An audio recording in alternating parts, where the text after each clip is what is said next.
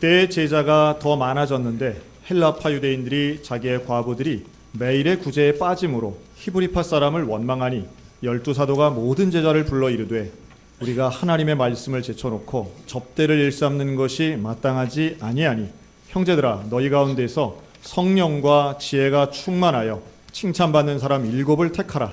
우리가 이 일을 그들에게 맡기고 우리는 오로지 기도하는 일과 말씀 사역에 힘쓰리라 하니 온 무리가 이 말을 기뻐하여 믿음과 성령이 충만한 사람 스데반과 또 빌립과 브로고로와 니가노로와 디몬과 바메나와 유대교에 입교했던 안디옥 사람 니골라를 택하여 사도들 앞에 세우니 사도들이 기도하고 그들에게 안수하니라.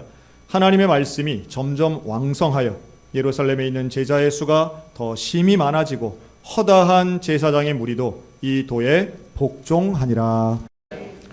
오늘은 일꾼 두 번째, 교회를 세우는 일꾼이라는 제목으로 함께 말씀을 나누겠습니다. 어떤 목사님을 성도 한 명이 찾아왔습니다. 그리고 이렇게 상담을 합니다. 목사님, 제가 지난 몇 년 동안 여러 교회를 방황하고 있습니다. 어떻게 된 게 교회마다 문제들이 너무 많아서 교회답지 못한 모습 때문에 제가 실망하고 그 교회를 또 떠나고 또 떠나고 또 떠나서 이제는 어느 교회를 가야 할지 모르겠습니다. 참 우리나라 교회들 문제가 많습니다. 목사님, 문제없는 교회 하나만 추천해 주세요. 이렇게 얘기했습니다. 우리 생각에는 문제없는 교회가 없을 것 같잖아요. 그런데 이 목사님이 문제없는 교회, 내가 아는 교회 하나 있습니다. 그래요? 어느 교회입니까?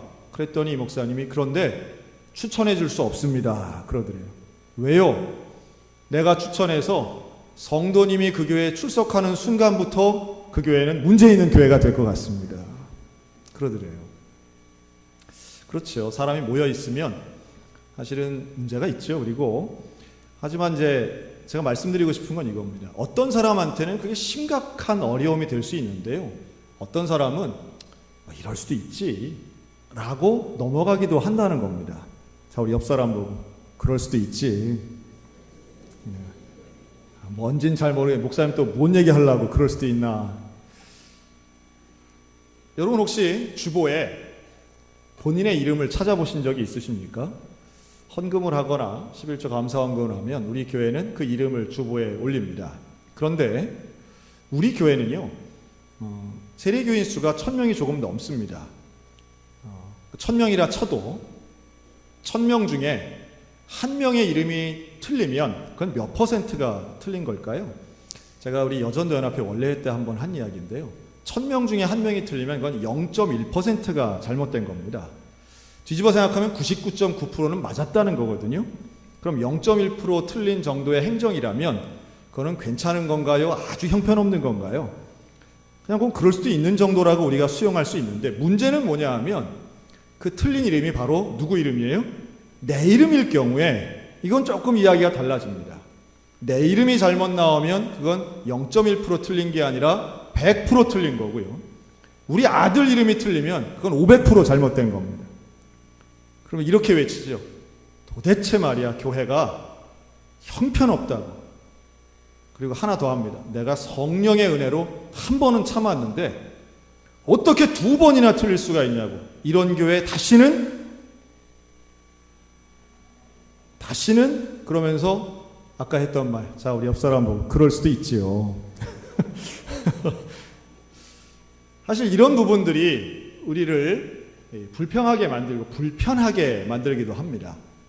물론 오자가 없도록 노력해야 될 책임이 교회에 있고 또 이름이 잘못된다라는 것은 어떤 면에서는 참 주의해야 할 일이기도 합니다. 그런데 그것 때문에 교회를 부정하거나 또 혹은 내 신앙에 마이너스가 된다면 그건 더 큰 손해라고 볼 수 있겠죠. 교회 안에선 그 누구라도 한 사람을 겨냥해서 저 사람 죽어라, 저 사람 망해라 그렇게 나쁜 일을 도모하는 교회는 거의 없다고 저는 믿습니다. 다만 관계에서 일어나는 여러 가지 피치 못할 사정 때문에 서운함이 생기고 불편한 관계 때문에 불평이 생기는 것 또한 이제 현실이라는 거죠. 그 대표적인 예가 오늘 본문에 나오는 예루살렘 초대교회 이야기입니다. 여러분, 이 교회는 성령이 충만한 교회였습니다. 모두가 서로를 사랑하는, 오늘날 우리 입장에서 본다면 교회 중에 교회고 모델되는 교회입니다. 그런데 이 교회에 문제가 발생한 거예요. 어떤 문제가 발생했냐 하면 이 예루살렘 교회는 여러 곳에서 온 유대인들이 모여 있었습니다. 소위 말해 헬라파 유대인들이 있었고 히브리파 유대인들이 있었습니다.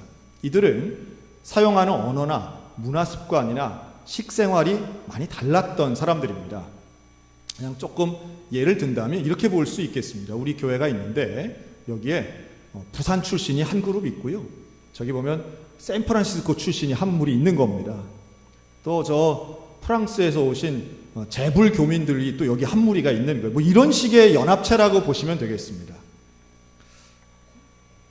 더 구체적으로 제가 뭐 양구, 홍천, 인제 이럴까 하다가 그냥 우리는 다 같은 춘천 시민이니까요. 자, 그렇게 모여 있는데 교회는 이 초대교회에서는 서로가 모든 물건과 재화를 서로 간에 공유했죠. 그리고 나눴습니다. 그런 과정에서 가뜩이나 어려운 약자인 이 과부들을 돕는 일들이 있었는데요. 음식이나 또는 재물을 그들에게 공급하는, 공개하는 일이 있었습니다. 근데 여기에서 이 메일의 구제에서 누가 빠졌느냐 하면 헬라파 과부들이 자꾸 빠지는 거예요. 자, 여기서 우리가 상식적인 질문을 하나 드리겠습니다. 이들이 빠진 건 사실인데 이들을 사도들이 12명의 사도가 이 일을 감당했거든요. 이 사도들이 헬라파 과부들을 미워해서 일부러 핀셋처럼 그렇게 제외시켰겠습니까? 아니면 하다 보니 실수로 빠졌겠습니까? 이 사도들은 성령이 충만한 사람들이었고 이들은 교인들을 다 사랑하는 사람들이었습니다. 일부러 뺐을 가능성은 거의 없어요. 자, 이렇게 한번 제가 예를 들어보고 싶어요. 오늘 기도해 주신 우리 홍광표 장로님이 오늘 우리 교인들 사랑해가지고 큰 황소 2마리를 끌고 왔다고 생각해 보세요. 2마리면 우리 이 인원 좀 먹지 않을까 싶은데요. 2마리를 끌고 와서는 목사님 오늘 이 2마리를 해가지고 우리 점심에 이 소 잡아먹읍시다.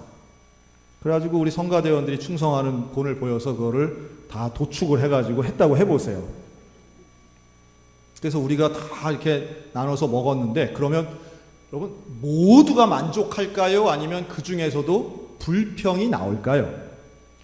제가 예상하건대 이런 불평이 있을 수 있습니다. 야, 그래 목사님은 등심 먹고 나는 꼬리 주나? 야, 응? 왜 장로님들은 갈비살 먹고 나는 창자 주나? 뭐 이런 거 아니겠습니까? 사실은 분배한다는 게 생각보다 쉽지 않습니다.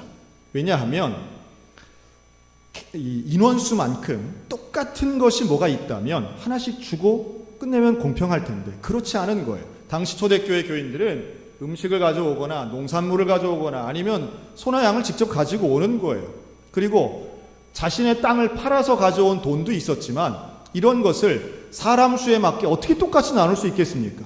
그리고 또 하나, 똑같이 나눈다는 건 공산주의지요. 성경적인 나눔은 약한 사람들을 위주로 해서 더 많이 주는 겁니다. 누구의 필요를 채워주는 것, 이게 사실은 초대교회가 가지고 있던 나눔의 정신입니다. 그런데 그러기 위해서는 누가 얼만큼 필요한지를 파악해야 되고 그 많은 사람들을 가지고 분배하는 건 상당히 쉽지 않은 일이었을 거라는 거예요. 베드로가 한번 설교하고 회개를 촉구하면 3,000명이 돌아오고 5,000명이 돌아오고 세례를 받았어요. 그렇게 많은 사람들이 갑자기 기하급수적으로 늘어나는데 모두가 헌신하는 마음은 동일하지만 나누는 건 쉽지 않았다는 겁니다. 아마도 사도들의 마음도 좀 답답했을 거예요. 왜냐하면 나눠주는 걸 사도들이 하긴 했지만 그걸 사도들이 더 많이 가지거나 착복하지 않았기 때문입니다. 이들도 할 말이 있는 거죠. 아니 뭐 누구 맡겨놓은 걸 찾으러 왔나? 누가 뭐 일부러 안 줬나? 누가 뭐 다 내 걸로 가졌나? 좀 실수한 거 가지고 이렇게 원망하고 불평하다니 너무한 거 아니요? 라고 말할 수 있는 상황이라는 거예요. 그런데요, 이 문제 앞에서 사도들이 보여준 태도와 해법이 오늘 참 중요한 주제라고 저는 믿습니다. 교회가 교회 되게끔 세우기 위해서는 문제를 어떻게 해결하는가, 또 그 문제를 어떤 시각으로 바라보는가가 참 중요한데요. 불평하는 헬라파 유대인들을 대해서 사도들은 그들의 입을 막는 억압적인 방법이나 혹은 그 문제를 임시방편으로 덮는 꼼수를 부리지 않습니다. 또 본인들의 입장을 변호해서 헬라파 유대인들의 주장이 얼마나 억지고 무리가 있는가를 설명하지도 않습니다. 이 사도들은 오히려 문제보다 본질에 집중합니다. 문제를 제기하는 사람보다 그것을 듣는 본인들을 바라보는 시각을 우선시합니다. 그래서 이 사도들이 어떤 결론을 내느냐 하면 이 오늘 읽은 6장 2절이에요. 모든 제자를 불러놓고 이렇게 말합니다. 우리가 하나님의 말씀을 제쳐놓고 접대를 일삼는 것은 마땅하지 않다. 자, 뭐가 잘못됐느냐 하면 접대하는 게 잘못된 게 아니에요. 과부를 돕는 일은 중요해요. 해야 돼요. 그런데 뭐가 잘못됐느냐 하면 우리가 말씀을 제쳐놨다는 것을 발견하게 됩니다. 사도들이 바빴어요. 사도들이 정말로 해야 되는 일, 가장 중요한 일, 교회로 모여있는 본질적인 일이 무엇인가를 새롭게 깨달았는데 그건 바로 기도와 말씀 사역이더라는 거죠. 헬라파 사람들은 왜 우리가 소외됐느냐, 왜 우리는 못 받느냐, 왜 다른 사람은 받고 우리는 못 받느냐라고 하는 공정성에 대한 문제를 제기했는데 여기에 대한 사도들의 깨달음은 우리가 본질을 놓치고 있구나, 우리가 말씀을 제쳐놨구나, 이 깨달음을 얻게 됩니다. 우리가 문제가 심각하면요 문제만 볼 때가 있습니다. 그러나 문제만 보지 말고 본질을 볼 수 있는 영성이 오늘 우리 소양교회 가운데 있기를 주의 이름으로 축원합니다. 자꾸 문제만 보면 그 문제만 해결하기 위해서 방법을 동원합니다. 그런데 문제의 원인, 본질을 보지 못하고 표면적으로 드러난 현상만 가지고 문제를 해결하려고 하면 편법이나 꼼수가 등장하기 마련이고요. 또 본질적인 것을 해결하지 못하면 그 문제를 임시방편적으로 해결하면 다른 문제가 연이어 터져나올 가능성도 있습니다. 일종의 풍선 효과 같은 거죠. 그런데 이 사도들은 아주 온전한 판단을 내립니다. 우리가 정말 해야 될 걸 안 했구나, 정말 중요한 걸 안 했구나, 말씀을 제쳐놓는 일은 있으면 안 되지. 그래서 이들은 본질에 집중하니 온전한 해답을 찾게 됩니다. 그 해답은 우리는 기도와 말씀 사역에 전념하고 이 구제 사역도 중요하니까 이거는 다른 사람이 하게 하자라고 하는 해답을 내게 됩니다. 혁신적인 조직 변화를 가져오는 거죠. 그리고 나서 세운 사람이 바로 7명의 집사님들입니다. 이 7 집사를 세우는 일은 초대교회에 큰 변화를 가져왔어요. 즉 12명의 사도로 대변되던 집단 지도 체제에 전혀 다른 직분 7명의 집사가 세워집니다. 스데반, 빌립, 브로고로, 니가노로, 디몬, 바메나, 니골라. 근데 이 7명의 집사님들에게는 공통점이 있는데요. 이 이름들의 특징이죠. 이게 바로 헬라식 이름이었습니다. 다시 말해 이 7명은 전부 다 헬라파 유대인이었던 것이죠. 여러분, 사도들 12명은 헬라파 사람이었을까요? 히브리파 사람이었을까요? 이들은 다 히브리파 유대인들이었습니다. 히브리파 유대인 12명이 기도하고 세운 7명의 집사는 전부 다 헬라파 유대인들이었다는 거예요. 수적으로 균형을 맞추려고 하는 노력이 보이죠. 그리고 그러한 제안에 헬라파 유대인들은 환호했습니다. 우리를 무시하지 않는구나, 우리를 인정하는구나, 우리를 소외시키려는 게 아니었구나. 그리고 선발된 이 7명의 집사님들은 하나같이 놀라운 영적인 특징들이 있었는데요. 그것은 성령과 믿음이 충만했다는 이 영적인 특징 하나, 그리고 사람들에게 칭찬받는 사람이었다라고 하는 인격의 특징이 이들에게 있었습니다. 하나님께 인정받는 성령과 믿음, 사람에게 인정받는 칭찬받는 것, 이 두 가지의 균형이 있는 7명의 일꾼이 있었던 초대교회는 정말 온전한 교회, 우리가 꿈꾸는 일꾼들의 모습이라고 말할 수 있습니다. 이러한 집사의 직분은 교회를 위한 것이고 교회의 사역을 위함이었습니다. 그러나 다시 처음의 본질의 질문으로 돌아간다면 사도들이 기도와 말씀에 전념케 하기 위해 세워진 것이 집사의 직분이라는 거죠. 그리고 이들을 통해서 그 어려운 나눔, 구제, 공궤 사역이 이루어지게 되고요. 그리고 사도들은 말씀에 집중하게 됩니다. 오늘 우리 교회는 사무총회를 합니다. 1년의 가장 중요한 회의입니다. 우리 교회는 그렇게 회의가 많은 교회는 아닌데요. 또 어떤 분들은 회의는 줄이고 기도를 늘려야 한다 이렇게도 말하지만, 그러나 또한 회의가 필요한 것도 분명합니다. 또 이 회의를 통해서 우리 교회가 어떤 일들을 하고 있는가에 대해서 명확하게 보여드리고 또 재정에 대한 것들을 알리며 우리 모든 성도들이 협력할 수 있도록 동의를 구하는 일들이 이번 회의를 통해 이루어집니다. 그리고 또한 올해 사무총회는 더 특별한 것은 바로 직분자를 세우는 일이 있기 때문이죠.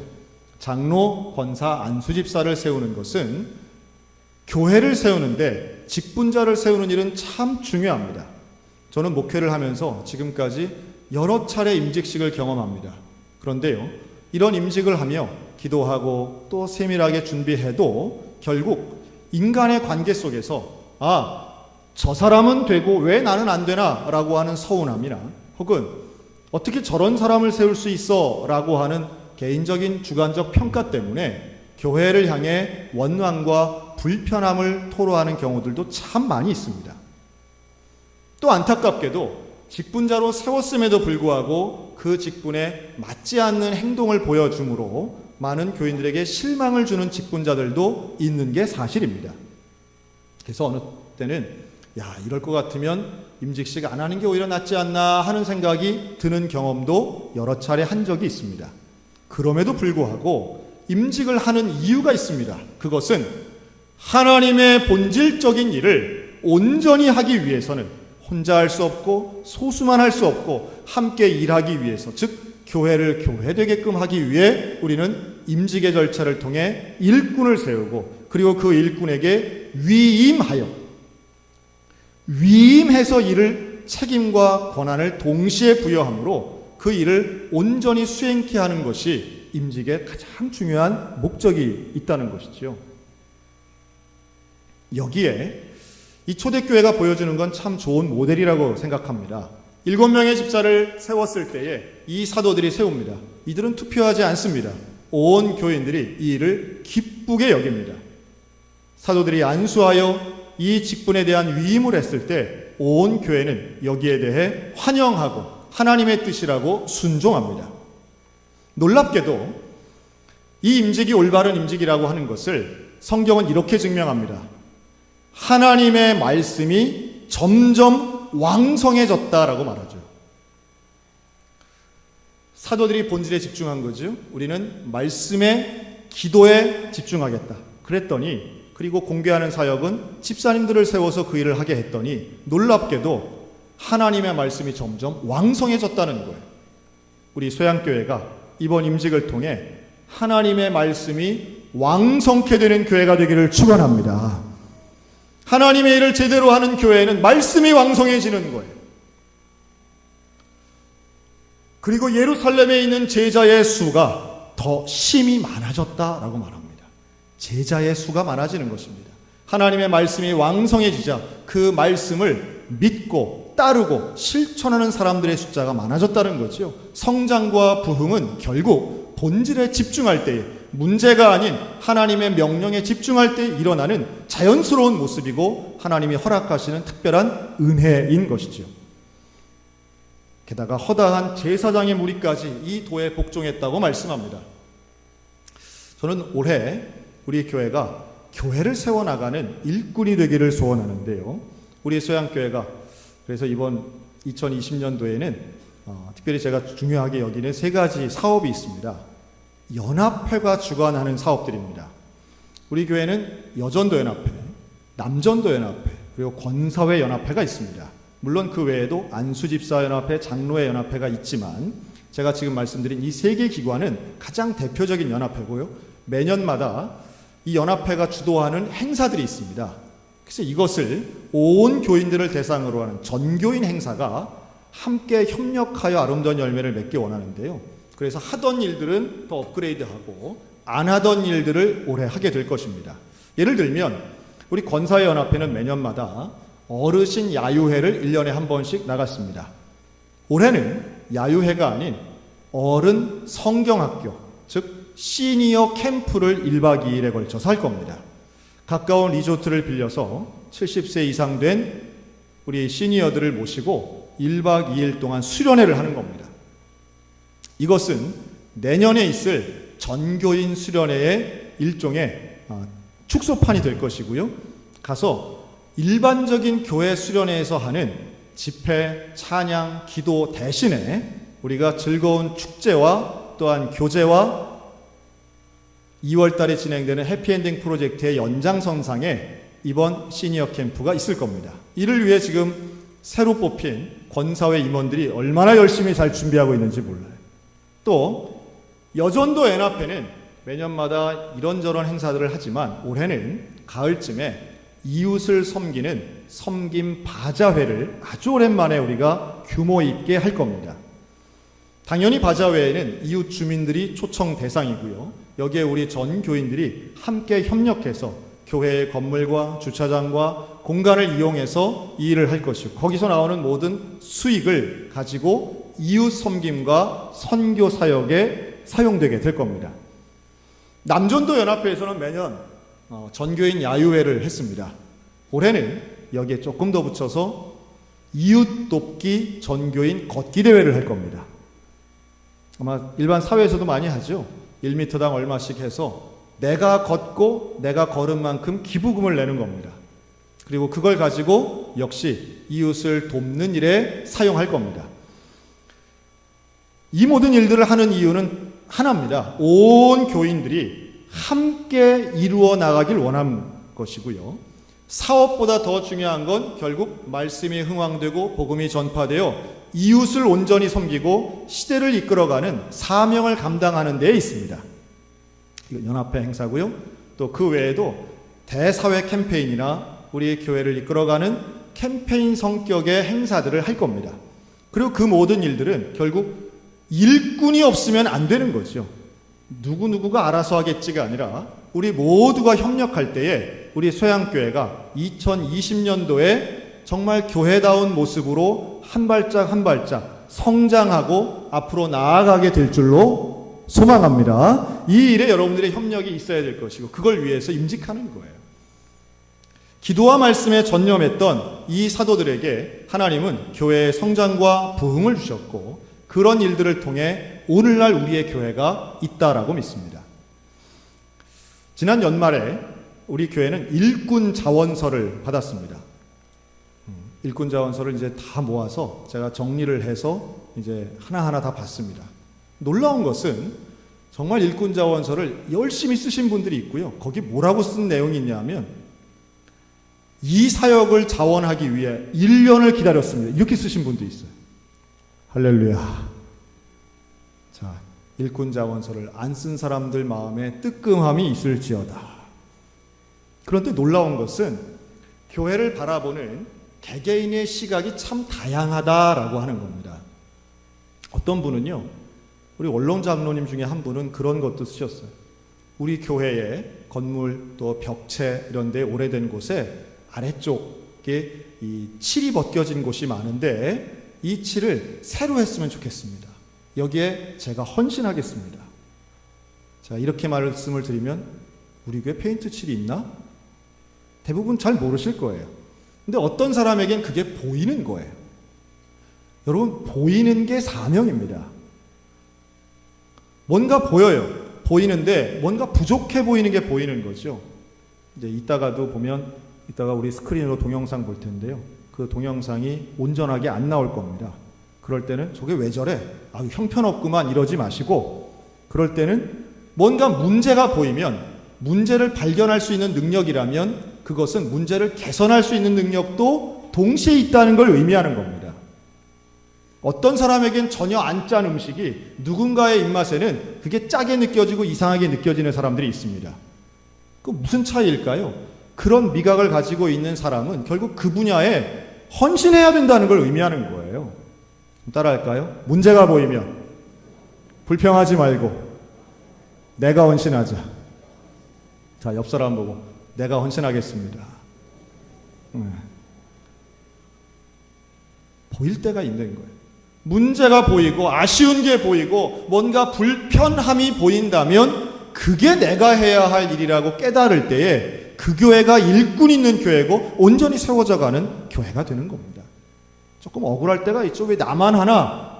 그런데 다른 사람에게 그게 잘 안 보이는 거예요. 여러분, 왜 아들 방을 엄마가 청소하나요? 아들 눈에는 그 먼지가 안 보이기 때문이에요. 엄마 눈엔 보이잖아요. 아들은 하나도 그게 불편하지 않아요. 아들에게는 쌓여있는 옷이 불편하지 않고 그냥 대충 구겨져 있는 이불이 하나도 불편하지 않아요. 누가 불편한 거예요? 그걸 보는 엄마가 불편한 거죠. 할 수 없습니다. 불편한 사람이 일하는 겁니다. 불편하다고 말하는 순간 불평이 되지만 불편한 걸 개선하려고 하는 노력하는 순간 일꾼이 되는 것입니다. 오늘 우리들의 교회를 세워나가는 것 우리 손에 달려 있습니다. 올 한 해 우리 소양교회에 거룩하고 교회를 세워나가는 일꾼이 되어서 누가 보건 보지 않건 하나님이 내게 주신 사명에 집중하여 올해 말씀이 흥황된 교회로 만들어가는 우리 거룩한 하나님의 일꾼들 다 되시기를 우리 주님의 이름으로 축원합니다.